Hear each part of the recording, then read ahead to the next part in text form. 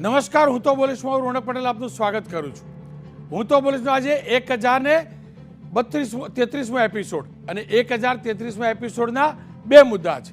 પહેલો મુદ્દો બજેટલક્ષી છે, બજેટથી આપણને કેટલો ફાયદો, અને બીજો મુદ્દો છે તોડબાજ પોલીસથી ટેન્શન કોને. જી હા, પોલીસની તોડબાજીનો એક કાંડ સામે આવ્યો છે. હવે સવાલ એ છે કે એક ઇન્સ્પેક્ટર જે તોડ કર્યો છે એના કારણે અન્ય કોણ કોણ ટેન્શનમાં છે એ મુદ્દે વાત કરીશું. પરંતુ શરૂઆત કરીએ આપણા રાજ્ય સરકારના બજેટના મુદ્દાથી.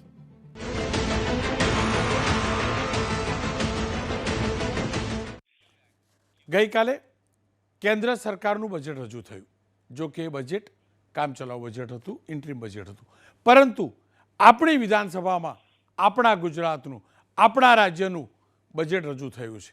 કનુભાઈ દેસાઈએ આ બજેટ રજૂ કર્યું છે. આ બજેટ એટલે ઐતિહાસિક છે કે એનું જે કદ છે એ સૌથી મોટું છે. 3,32,465 કરોડ રૂપિયાનું બજેટ આજે રજૂ કરવામાં આવ્યું છે, જેની અંદર 4 વર્ગોને ખાસ ધ્યાનમાં લેવામાં આવ્યા છે. બજેટ 4 વર્ગોને કેન્દ્રિત કરીને કરાયું છે, જેને જ્ઞાન બજેટ તરીકે ઓળખાવવામાં આવ્યું છે. જ્ઞાન એટલે જી, YAN. જી એટલે ગરીબ, Y એટલે યુવા, A એટલે અન્નદાતા, N એટલે નારી શક્તિ. એનો મતલબ સરકારના કહેવા પ્રમાણે આ જે બજેટ છે તે ગરીબ, યુવાન, અન્નદાતા, ખેડૂત અને નારી શક્તિને ધ્યાનમાં રાખીને તૈયાર કરવામાં આવ્યું છે. બજેટને 5G સાથે ઓળખાવવામાં આવ્યું છે. બજેટ 5G ગુજરાત તરીકે ઓળખાવવામાં આવ્યું છે. 5Gનો પહેલો G છે ગ્રીન, એટલે કે ગ્રીન એનર્જી. બીજો મુદ્દો છે ગ્લોબલ, એટલે કે ગુજરાતને ગ્લોબલ બનાવવાનો. ત્રીજો મુદ્દો છે ગરવી ગુજરાત, આપણા ગુજરાતને ગરવું વધુ બનાવવાનું. ચોથો મુદ્દો છે ગતિશીલ ગુજરાત, વધુ વિકાસની ગતિ આગળ વધારવાનો. પાંચમો મુદ્દો છે ગુણવંતુ ગુજરાત. આ જે મુદ્દા છે એને સાથે સાથે સૌથી મોટી જાહેરાત એ કરાઈ છે કે PM નરેન્દ્ર મોદીના નામ પર 3 નમો યોજનાઓ શરૂ કરાઈ છે. આ 3 નમો યોજનાઓ છે નમો લક્ષ્મી, નમો સરસ્વતી અને નમોશ્રી. નમો લક્ષ્મી યોજના હેઠળ ધોરણ 9 થી 12માં ભણતી 10 લાખ વિદ્યાર્થીઓને 50,000ની સ્કોલરશીપ અપાશે. નમો સરસ્વતી યોજના હેઠળ ધોરણ 11-12 સાયન્સમાં ભણતા ગરીબ વિદ્યાર્થી, મધ્યમ વર્ગના વિદ્યાર્થીઓને 25,000 રૂપિયાની વાર્ષિક સ્કોલરશીપ અપાશે. અને નમોશ્રી યોજના અંતર્ગત SC, ST અને PMJY જેવા માપદંડ 11 માપદંડ અનુસારની ગર્ભવતી મહિલાઓને 12,000 રૂપિયાની સહાય અપાશે. આ તમામની વચ્ચે સૌથી મોટી જાહેરાત એ છે કે રાજ્યની 7 નગરપાલિકાઓને મહાનગરપાલિકાનો દરજ્જો અપાશે. આ 7 મહાનગરપાલિકાઓ છે નવસારી, ગાંધીધામ, મોરબી, વાપી, સુરેન્દ્રનગર, વઢવાણ, મહેસાણા. આ 7 નગરપાલિકાઓ છે જેમની માગણી હતી, અને સાથે આણંદ.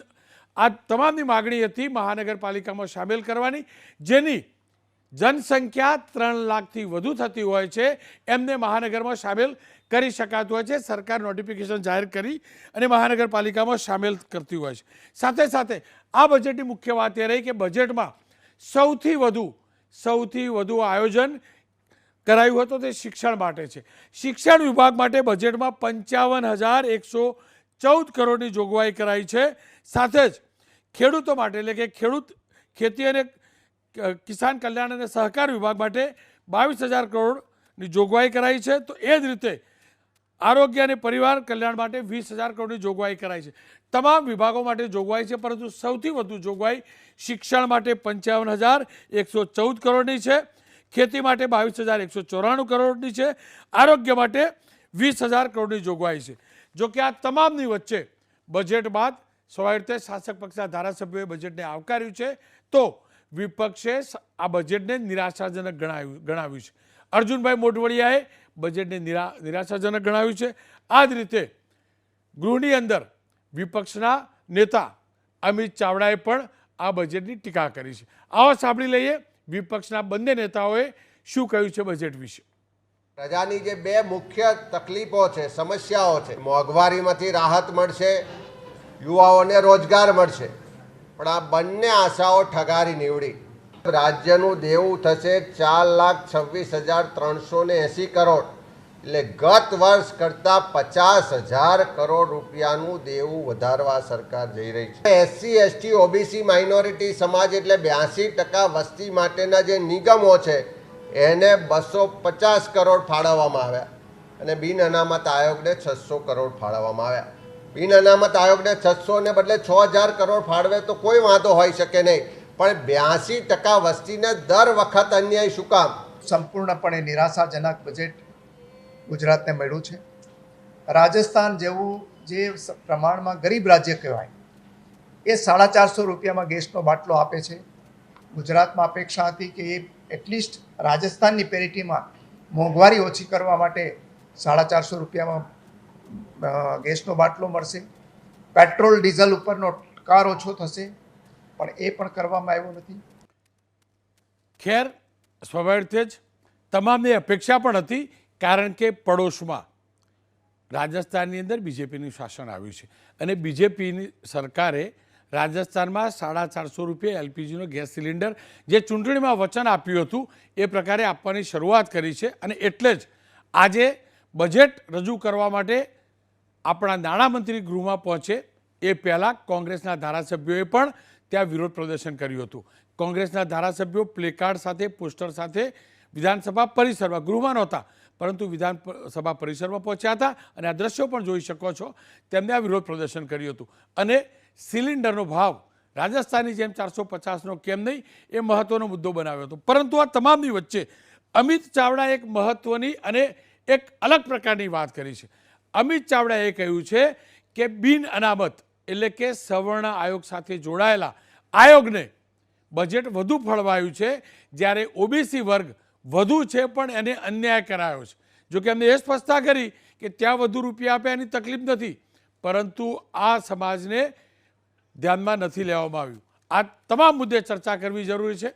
ડૉક્ટર કિરીટભાઈ પટેલ, કોંગ્રેસના નેતા, પાટણના ધારાસભ્ય, આનંદભાઈ પટેલ, કોંગ્રેસના નેતા, કોંગ્રેસના ધારાસભ્ય, સાથે જ રાજ્ય સરકારના મંત્રી અને પ્રવક્તા મંત્રી એવા ઋષિકેશભાઈ પટેલ સાથે પણ મેં વાત કરી છે. શરૂઆત કિરીટભાઈ આપનાથી જ કરવા માગીશ. જુઓ, શિક્ષણ માટે આપ શિક્ષણ શાસ્ત્રી છો, 55,000 કરોડ રૂપિયાનું બજેટ છે. સૌથી મોટો હિસ્સો શિક્ષણ માટે આપ્યો છે. એટલે અત્યાર સુધી હું બતાવતો તો છાપરા વગરની શાળાઓ, બ્લેકબોર્ડ વગરની શાળાઓ બધું કદાચ ઓછું થઈ હશે, પણ એની સાથે સાથે મારે મુદ્દો એ પણ સમજવો છે, જો બિન અનામત આયોગ નવું બન્યું છે, એને વધુ ફંડ ફાળવ્યું છે, એની સામે ઓબીસી સમાજને ઓછું ફંડ આપવામાં આવ્યું છે, આ જે તમારા પક્ષના નેતા તર્ક આપી રહ્યા છે એ કેટલો યોગ્ય?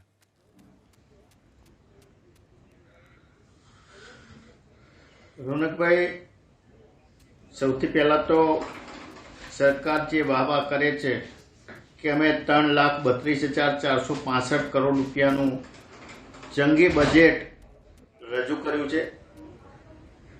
નાણામંત્રીને અમે પણ અભિનંદન આપીએ છીએ બજેટ રજૂ કરવા માટે.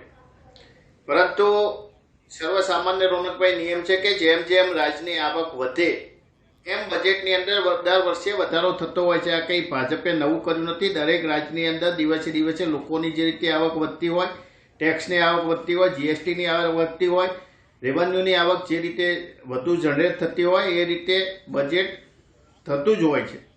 પરંતુ આ બજેટની અંદર ગયા વર્ષના બજેટની અંદર કેટલા પૈસા કઈ જગ્યાએ ફાળવાયા અને એનો વપરાશ કઈ જગ્યાએ થયો, ખરેખર તો બજેટની અંદર આ બતાવવું જોઈએ. એ બાબત બતાવી નથી અને શિક્ષણ મંત્રી પણ આપણી સાથે જોડાયા છે. હું અભિનંદન આપું છું કે એમના પ્રયાસોથી શિક્ષણની અંદર 55,000 કરોડ રૂપિયાથી પણ વધુનું બજેટ ફાળવાયું છે. જે નીતિ આયોગ છે રોનકભાઈ, નીતિ આયોગ એ એવું કહ્યું છે કે કોઈ પણ રાજ્યનો વિકાસ કરવો હોય તો એના જે જીડીપી હોય એ જીડીપીના ઓછામાં ઓછા 6% જેટલું બજેટ એ શિક્ષણ પાસે ફરવાવું જોઈએ. શું આ જે બજેટ છે એ જીડીપીના 6% જેટલું છે? અને શિક્ષણની અંદર તમે કહ્યું કે અમે બધું બતાવીએ છીએ. કોઈ પણ જગ્યાએ સરકારે અગાઉ જાહેરાત કરી હતી કે ગુજરાતની અંદર કોઈ પણ તાલુકો એવો નહીં હોય કે એની અંદર એ તાલુકાની અંદર સરકારી કોલેજો ના હોય. મારો જ સરસ્વતી તાલુકો પાટણની નજીક આવેલો, મેં વારંવાર રજૂઆત કરી છે, એની અંદર સરકારી કોલેજ એ કોઈ જોગવાઈ કરવામાં આવી નથી. બીજું કે ખાલી તમારી પાસે ક્લાસરૂમ હોય, ઇન્ફ્રાસ્ટ્રક્ચર હોય, પણ શિક્ષકો ના હોય, અધ્યાપકો ના હોય. તમે વાંચીએ ગુજરાત કહેતા હોય, રમે ગુજરાત, ખેલે ગુજરાત. આ બજેટની અંદર સ્પોર્ટ્સ ટીચર હોય એટલે કે વ્યાયામ શિક્ષકો હોય, લાઇબ્રેરિયન હોય, કે જે પણ ખાલી જગ્યાઓ હોય એ ખાલી જગ્યાઓ ભરવાની કોઈ સ્પષ્ટ જોગવાઈ કરવામાં આવી નથી. તમે જે શિષ્યવૃત્તિની યોજના જે 50,000 સુધીની જોગવાઈ કરી, અમે અભિનંદન આપીએ છીએ, પણ શા માટે તમે આ બધી જે સ્કોલરશીપની જોગવાઈ છે એ સરકારી સ્કૂલોમાં નથી આપતા? અત્યારે યોજના ચાલે છે રોનકભાઈ, તમે સરકારી સ્કૂલની અંદર કોઈ છોકરો ભણતો હોય તો એને 5,000 સ્કોલરશીપ, અને ખાનગી સ્કૂલની અંદર ભણતો હોય તો એને 15 કે 20,000 સ્કોલરશીપ. આના કરતાં આટલો બધો ખર્ચ તમે કાયમી અધ્યાપકો, કાયમી શિક્ષકોની કે પ્રવાસી શિક્ષકોના બદલે કાયમી શિક્ષકો ભરવામાં કર્યો હોય તો મને લાગે છે આટલો બધો ખર્ચ એ કરવો ના પડે, અને કાયમી સારું શિક્ષણ વિદ્યાર્થીઓને મળી રહે, ગરીબ વિદ્યાર્થીઓને મળી રહે. આ જે યોજના મને લાગે છે કે માત્ર ને માત્ર સેલ્ફ ફાઇનાન્સ સ્કૂલો જે મરતિયાઓ ચલાવે છે એમને લાભ આપવા માટેની આ જોગવાઈ છે. એટલે આવી જોગવાઈ ના આવવી જોઈએ. કાયમી શિક્ષકો ભરવા માટેની જે જોગવાઈ કરવાની છે એ કરવી જોઈએ. શિક્ષણ મંત્રીની સાથે સાથે માનનીય મંત્રી શ્રી આરોગ્યની પણ હવાલો એ એમની પાસે છે. તો કોઈ પણ રાજ્યનો વિકાસ કરવો હોય તો રોનકભાઈ શિક્ષણ અને આરોગ્ય એ બે બહુ મહત્વની બાબત છે. આજે દરેક ગામડાની અંદર મોટાભાગે ડૉક્ટરોની જગ્યા ખાલી છે. બજેટની અંદર જે બેકાર ડૉક્ટરો હોય કે બેકાર ટેટ ટાટ પાસ થયેલા શિક્ષકો હોય એમની મોટા પાયે ભરતી કરવાની કોઈ જોગવાઈ કરવામાં આવી નથી. એટલે મને લાગે છે કે માત્ર વાતો કરવાથી એમાં સુધારો થશે નહીં, પૈસા ફાળવવાથી સુધારો ના થાય. પૈસા ફાળવ્યા પછી એનું સંચાલન થાય રોનકભાઈ, અને એનું ઇમ્પ્લિમેન્ટેશન સારી રીતે થાય તો મને લાગે છે કે આ જે પ્રજાના ટેક્સના પૈસા છે, જે રીતે આવક વધી છે એ પ્રમાણે લોકોને આ બજેટની અંદર સુવિધા મળતી નથી. બાજુના રાજ્યની તમે વાત કરી, તમે ગરીબી દૂર કરવાની વાત કરો છો. રાજસ્થાનની અંદર 450 રૂપિયામાં બાટલો આપો છો, તો ગુજરાતની અંદર કેમ નહીં? તમે જૂની પેન્શન યોજનાની વાત કરી હતી, કોઈ જગ્યાએ બજેટની અંદર કર્મચારીઓને જૂની પેન્શન આપવાની વાત નથી કરી. એટલે માત્ર ને માત્ર ચૂંટણી લક્ષી બજેટ હોય. આગામી સમયની અંદર લોકસભાની ચૂંટણી આવી રહી છે, એટલે માત્ર ને માત્ર આ લોલીપોપ જેવું બજેટ મને લાગી રહ્યું છે. ખેર કિરીટભાઈ, અનેક મુદ્દા છે ને સ્વાભાવિક જ આખું ગૃહ ચાલવાનું છે. આ બજેટની ચર્ચા પણ થશે, તમને અનેક મુદ્દાઓ મળશે પણ ખરા, એ પણ નિશ્ચિત છે. પણ પેલો યુનિવર્સિટીમાં ખોટી રીતે ઉત્તીર્ણ કરવાવાળો MBBS વાળો મુદ્દો ગૃહમાં ઉઠાવવાનો છે, એ ભૂલતા નહીં. હું યાદ કરાવતો રહીશ, કારણ કે એમાં ખોટું થયેલું છે, આપ પણ જાણો છો. હું યાદ કરાવતો રહીશ એટલે યાદ કરાવું છું. ખેર, આનંદભાઈ મારી સાથે જોડાયા છે, કેમ કે ઉમરગાંવથી અંબાજી મોટો ટ્રાયબલ બેલ્ટ છે, અને આપણે આપણા આદિવાસી ભાઈઓનું, એ પરિવારોનું રક્ષણ કરવું પણ એટલું જરૂરી છે. એમના હિતનું રક્ષણ કરવું સૌ પ્રથમ જરૂરી છે, કારણ કે પ્રકૃતિ ઉપર સૌ પ્રથમ અધિકાર એમનો છે. ચોક્કસથી બજેટમાં મોટું આયોજન પણ છે, છતાં પણ વિપક્ષ એને કેવી રીતે મૂલવે છે એ સમજવું પણ જરૂરી છે. આનંદ પટેલ મારી સાથે જોડાયા છે, એમની સાથે મેં વાત કરી છે, એ જોઈ લઈએ. આનંદભાઈ નમસ્કાર, આપનું સ્વાગત છે. રાજ્ય સરકારનું અંદાજપત્ર આજે રજૂ થઈ ચૂક્યું છે ગૃહમાં. ઉમરગાંવથી અંબાજી સુધીનો જે આદિવાસી બેલ્ટ છે એને લગતી યોજનાઓ અને એના માટેનું નાણાંનું જે આયોજન કરાયું છે તેને આપ કેવી રીતે મૂલવો છો? આદિવાસી સમાજ માટે જો જોવામાં આવે તો આ બજેટને નિરાશાજનક બજેટ કહેવાય. આદિવાસી વિસ્તારમાં ઇન્ફ્રાસ્ટ્રક્ચરનો અભાવ છે. આદિવાસી વિસ્તારમાં જે શાળાઓ છે, પ્રાથમિક શાળાઓ, અમારા જે વિસ્તારની વાત કરીએ તો વાંસદા વિસ્તારમાં લગભગ 38 થી 40 વર્ગખંડોમાં પાણીઓ ટપકે છે. એના માટે કોઈ સુવિધાની વાતો આ બજેટમાં કરવામાં આવી નથી. અમારા વિસ્તાર આદિવાસી વિસ્તારમાં જોવા જઈએ તો તાલુકા વાઇઝ જે વિજ્ઞાન કોલેજ હોવી જોઈએ તે વિજ્ઞાન કોલેજ નથી. આઈટીઆઈ બધા તાલુકામાં છે, પરંતુ પોલિટેકનિક કોલેજ જે હોવી જોઈએ નથી. એના કારણે મને એવું લાગે છે કે આ બજેટ આદિવાસી વિસ્તાર માટે નિરાશાજનક છે. આનંદભાઈ, મેં બજેટનો અભ્યાસ કર્યો તો એમાં આદિજાતિ વિકાસ માટે 4,374 કરોડ રૂપિયાના નાણાંની જોગવાઈ કરી છે. સાથે આદર્શ નિવાસી શાળાઓ, આશ્રમ શાળાઓ, એના માટે 835 કરોડ રૂપિયા ફાળવવામાં આવ્યા છે. શૈક્ષણિક ઉત્કર્ષ અને તેને લગતી અનેક યોજનાઓ લાગુ કરવાનું પણ આયોજન છે. એનો મતલબ તો એ થયો ને કે આદિવાસી સમાજના દીકરા દીકરીઓના શિક્ષણનું પણ ધ્યાન રાખવામાં આવ્યું છે. તમે લાસ્ટ બજેટમાં પણ જોવો, એના પહેલાના બજેટમાં જોવો, જોગવાઈ છે, પરંતુ અત્યાર સુધી આશ્રમ શાળાની જે મકાનો છે તે સાવ જર્જરિત છે. તમે આશ્રમ શાળામાં તમે જોશો તો પાયાની સુવિધાઓ નથી. અમે જાતે જઈને જોયું છે. બજેટમાં આ રીતની જોગવાઈઓ કરવામાં આવે છે, પરંતુ લાસ્ટ ટાઈમ પર ટીએસપીની ગ્રાન્ટોને ડાયવર્ટ કરવામાં આવતી હોય છે. એના પૈસા પૂરેપૂરો અમારા વિસ્તારમાં ખર્ચાતા નથી. તમે જોવા જાઓ ડાંગમાં, અત્યારે આ અભ્યાસ કરો અંદાજપત્રો, તો ડાંગમાં પાણીની સુવિધા માટેની વાત કરી છે, પરંતુ 1.5-2 વર્ષ પહેલાની જ વાત કરીએ તો ડાંગના 311 ગામમાં 2100 જેટલા કૂવાઓ બનાવ્યા છે. તો એ કૂવા બનાવ્યા તો પાણી નથી.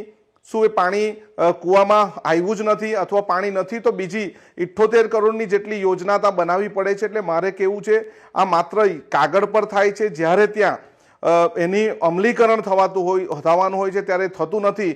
એના કારણે પછી એ ગ્રાન્ટને ડાયવર્ટ કરવામાં આવે છે. ખેર, બજેટ રજૂ થયા બાદ હવે એની ચર્ચા થશે અને બજેટ મંજૂર થયા બાદ એને અમલ કરવાની જવાબદારી સરકારની હોય છે. સરકારના પ્રવક્તા મંત્રી, આરોગ્ય મંત્રી, કાનૂન મંત્રી, ઉચ્ચ શિક્ષણ મંત્રી ઋષિકેશભાઈ પટેલ મારી સાથે જોડાયા હતા. મેં એમની સાથે વાત કરીને જાણવાનો પ્રયાસ કર્યો છે સરકારની આ બજેટના અમલ પાછળની મંશા છે શું અને સાચા અર્થમાં આયોજન છે શું. આવો જોઈ લઈએ ઋષિકેશભાઈએ શું કહ્યું છે. ઋષિકેશભાઈ, નમસ્કાર, આપનું સ્વાગત છે. જે પ્રકારે આજે નાણામંત્રીએ બજેટ જાહેર કર્યું, આપના હિસાબથી સૌથી વધુ ધ્યાન કયા મુદ્દા ઉપર આપવામાં આવ્યું છે અને સૌથી વધુ કયા વર્ગના હિતનું રક્ષણ અથવા ઉત્થાન થાય તેનો પ્રયાસ કરાયો છે? રોનકભાઈ, આખું બજેટ આપે તો જોયું જ છે. સમાજના પ્રત્યેક વર્ગ સુધી પહોંચવાનો સરકારનો પ્રયત્ન છે. ખાલી પહોંચવાનો પ્રયત્ન છે એટલું નહીં, પરંતુ 2047નું વિઝન પણ આવતા 25 વર્ષની અંદર ગુજરાતને ક્યાં પહોંચાડવું છે એની પણ ચિંતા તમને બજેટમાં જોવા મળશે. 2 મુખ્ય મુદ્દા, અર્નિંગ વેલ, લિવિંગ વેલ. આ 2 મુદ્દાની સાથે ગુજરાતને 5G ગુજરાત બનાવવાની વાત મુખ્યમંત્રી શ્રી કરે છે. ગરવી ગુજરાતની વાત છે, ગુણવંતી ગુજરાતની વાત છે, ગ્રીન ગુજરાતની વાત છે, ગ્લોબલ ગુજરાતની વાત છે અને ગતિશીલ ગુજરાતની વાત છે. એટલે આખો જે 360 ડિગ્રી આપ જોશો, આદરણીય પ્રધાનમંત્રી મોદી સાહેબ જે વાત કરે છે, સમાજના 4 વર્ગો. કયા વર્ગ? તો ભાઈ મહિલાઓ, ગરીબો, યુવાનો અને સાથે કિસાનો. આ 4 વર્ગ એટલે આખા ભારતની વાત, આખા ગુજરાતની વાત આ બજેટની અંદર દરેક સેક્ટરની અંદર, એમાં આરોગ્ય હોય, શિક્ષણ હોય, ગૃહ વિભાગ હોય, કારણ કે શાંતિ સલામતી હોય તો જ એ ડેવલપમેન્ટ અને સમૃદ્ધિ આવતી હોય. એટલે કોઈ પણ વિભાગ તમને એવું નહીં લાગે કે ક્યાંય સરકારે ક્યાંય જોવામાં રહી ગયું છે. દરેક વિભાગની અંદર દરેક જગ્યા ઉપર આગામી સમયના વિઝનને ધ્યાને રાખી અને 2047 સુધી ગુજરાતને ક્યાંથી ક્યાં લઈ જવું છે એનો સમગ્ર રોડ મેપ તમને આ બજેટમાં જોવા મળશે. પરંતુ ઋષિકેશભાઈ, હું પ્રતિક્રિયા સાંભળી રહ્યો હતો કોંગ્રેસના ગૃહની અંદર જે નેતા છે અમિતભાઈ ચાવડા, એમને કહ્યું છે કે મોંઘવારી અને બેરોજગારી આ મુદ્દે જે આશા હતી એ ઠગારી નીવડી છે. આપે યુવકોની વાત કરી, પરંતુ બેરોજગારી સ્વાભાવિક રીતે યુવાનોને ટચ કરે છે, મોંઘવારી મહિલાઓને ટચ કરે છે. એમને એમ પણ કહ્યું કે આ બજેટ અને અત્યાર સુધીનું જે વહીવટ છે એના કારણે 50,000 કરોડનું રાજ્યનું દેવું વધી રહ્યું છે. સાહેબ, દેવું કોને કહેવાય અને દેવું કોને મળે? આજે પણ દેવામાં ટકાવારી, જે દેવાની જે ટકાવારી હોય વ્યાજની, સૌથી ઓછી ગુજરાત ભોગવે છે. અત્યારે આપણે જે મૂડી ખર્ચ માટે આપણે જે કેપિટલ ઊભી કરીએ છીએ, રોડ, રસ્તા, ગટર, નાનું મોટું ઇન્ફ્રાસ્ટ્રક્ચર એ આવતા વર્ષની આવક છે. આ જે ઇન્ફ્રાસ્ટ્રક્ચર ઊભું થાય છે એના કારણે ઉદ્યોગ, ટુરિઝમ, અનેકવિધ વિષયો સાથે રેવન્યુ વધતી હોય છે. અને આજે પણ કદાચ આપને કહેતા આનંદ થાય કે આપણે જે આખી નાણાકીય શિસ્તતા છે આખા દેશમાં સૌથી વધારે છે. આપણે અત્યારે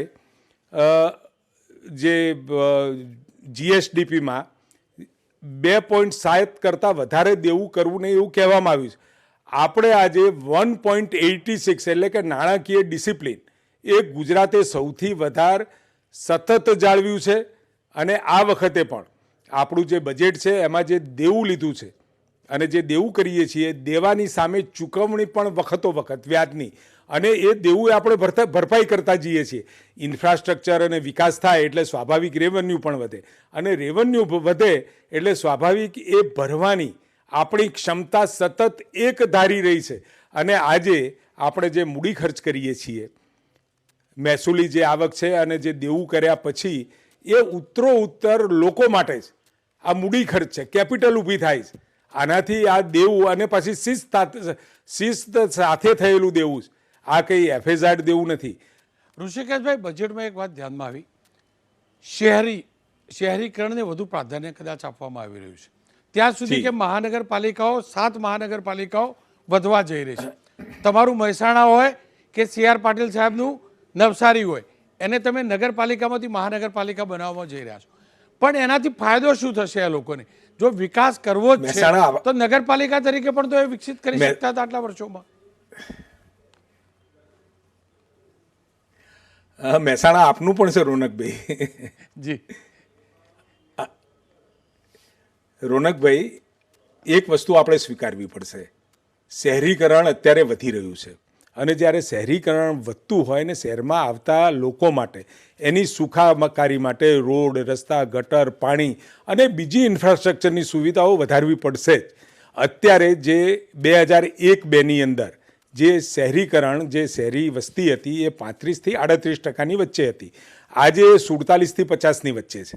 અને જે 25નો જે રોડ મેપ, 25 વર્ષનો જે આપણો રોડ મેપ છે, એ રોડ મેપની અંદર જ્યારે શહેરીકરણ વધી રહ્યું છે, માનો કે મહેસાણા ગણો, માનો કે નવસારી ગણો, માનો કે આણંદ ગણો, તો એ તમામની આજુબાજુ નજીક રહેલા ગામો, સરાઉન્ડિંગ જે ગામ છે એ ગામમાં ગ્રામ પંચાયતો છે.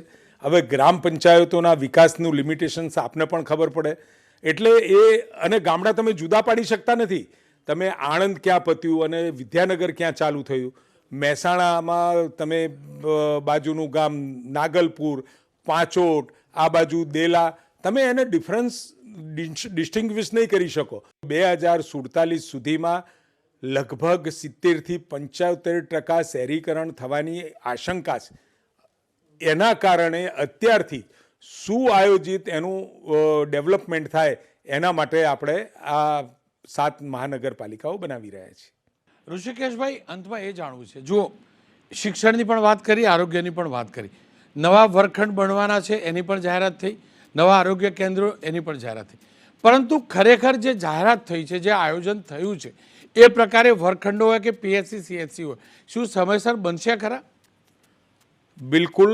ગઈ વખતે જે વર્ગખંડોની વાત થઈ, આપણે ટેન્ડર કર્યા, SOR રેટ સુધરતાની સાથે ટેન્ડર ભરાવા માંડ્યા, લોકો વર્ક ઓર્ડર, કોન્ટ્રાક્ટરો આવતા થયા, કામો ચાલુ થયા, અને હવે તો ડિજિટલ ક્લાસરૂમ સાથે, નવી ટેકનોલોજી સાથે આપણે સ્કૂલો પણ બાંધવાના છીએ, આંગણવાડીઓ પણ બાંધવાના છીએ. અને જે પ્રકારે PHCની કોઈ ઘટ નથી, ઉલટા વધારે છે, CHC પણ વધારે છે, સબ ડિસ્ટ્રિક્ટ પણ આ વખતે જે 10 સબ ડિસ્ટ્રિક્ટને આપણે હવે ડિસ્ટ્રિક્ટ હોસ્પિટલમાં કન્વર્ટ કરીશું, જ્યાં આગળ OPD વધારે છે, IPD વધારે છે, સર્જરી અને જ્યાં ડિલિવરી વધારે થાય છે.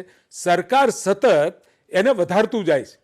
અને જ્યાં આગળ જે ડાર્ક સ્પોટ કહેવાય હાઈવે ઉપર, કે જ્યાં ટ્રોમા સેન્ટરની જરૂર છે, એ ટ્રોમા સેન્ટર બનાવવાની પણ જોગવાઈ આ વખતે આપણે બજેટમાં કરી છે. કેમ કે નાણામંત્રી, ઉર્જા મંત્રી પણ છે, અને આપણે તમામ લોકો ખેડૂત પુત્ર છીએ, આપણે જાણીએ છીએ રાત્રે પિયત કરવા જવું અઘરું હોય છે. એના માટે કિસાન સૂર્યોદય યોજના છે. કિસાન સૂર્યોદય યોજના માટે આયોજન પણ બજેટમાં કરાયું છે. શું એના માટે જરૂરી જે ઇન્ફ્રાસ્ટ્રક્ચર છે એને ખરેખર મુખ્યમંત્રીએ કહ્યું હતું કે આવતા વર્ષ સુધીના અંત સુધીમાં કિસાન સૂર્યોદય યોજના પૂર્ણતઃ લાગુ થઈ જશે. એ પ્રકારનું ઇન્ફ્રાસ્ટ્રક્ચર ઉર્જા ક્ષેત્રમાં એ એગ્રીકલ્ચર ફીડર ઊભા કરવાનો કે જે પણ ઇન્ફ્રાસ્ટ્રક્ચર એ થઈ જશે ખરું? ઉર્જાવાન મુખ્યમંત્રી અને ઉર્જાવાન કનુભાઈ આદરણીય નાણામંત્રી બંને નિશ્ચય કર્યો છે કે દિવસે ખેડૂત પાણત કરે અને રાત્રે ઘરે આરામ કરે. એના માટે સતત પ્રયત્ન મુખ્યમંત્રીશ્રીની સૂચના જ છે. એમને બિલકુલ એમની દિલની ઈચ્છા છે કે મારો ખેડૂત દિવસે જ ખેતરમાં કામ કરે અને રાત્રે એના પરિવાર સાથે વિતાવે. એ પ્રકારની કલ્પના સાથે અત્યારે ઉર્જા વિભાગ પણ ચાલી રહ્યો છે અને મુખ્યમંત્રીશ્રીની દિલી ઈચ્છા છે કે દિવસે જ ખેડૂત પાણત કરે.